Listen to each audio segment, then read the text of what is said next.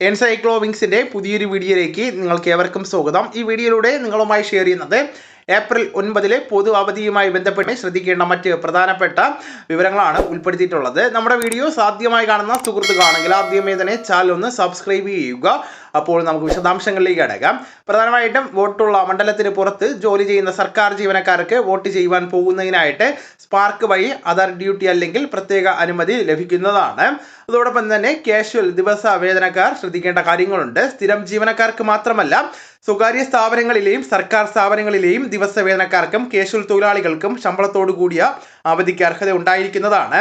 IT വാണിജ്യ മേഖലകൾ പരിശോധിക്കുമ്പോൾ IT പാർക്കുകൾ, ഷോപ്പ് ആൻഡ് കൊമേഴ്ഷ്യൽ എസ്റ്റാബ്ലിഷ്മെന്റ്, നിയമത്തിന് കീഴിൽ വരുന്ന സ്ഥാപനങ്ങൾ തുടങ്ങിയവയ്ക്കും ഈ ഒരു അവധി ബാധകമാണ്. വിദ്യാഭ്യാസ സ്ഥാപനങ്ങളുടെ വിശദാംശങ്ങൾ പരിശോധിക്കുമ്പോൾ പോളിംഗ് സ്റ്റേഷനുമായി ബന്ധപ്പെടുത്തി പ്രവർത്തിക്കുന്ന സ്കൂളുകളും കോളേജുകളും തിരഞ്ഞെടുപ്പ് ക്രമീകരണങ്ങൾക്കായിട്ട് വോട്ടെടുപ്പിന് മുൻപും ശേഷവും അധിക അവധി നൽകുവാൻ സാധ്യതയുണ്ട്.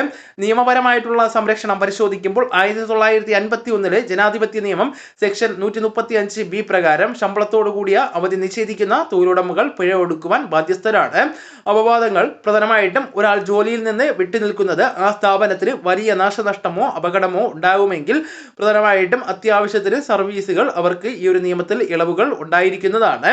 മദ്യ നിരോധനം വോട്ടെടുപ്പിന് 48 മണിക്കൂർ മുൻപ് മുതൽ പോളിംഗ് അവസാനിക്കുന്നത് വരെ സംസ്ഥാനത്ത് മദ്യനിരോധനം ഏർപ്പെടുത്തുന്നതാണ്.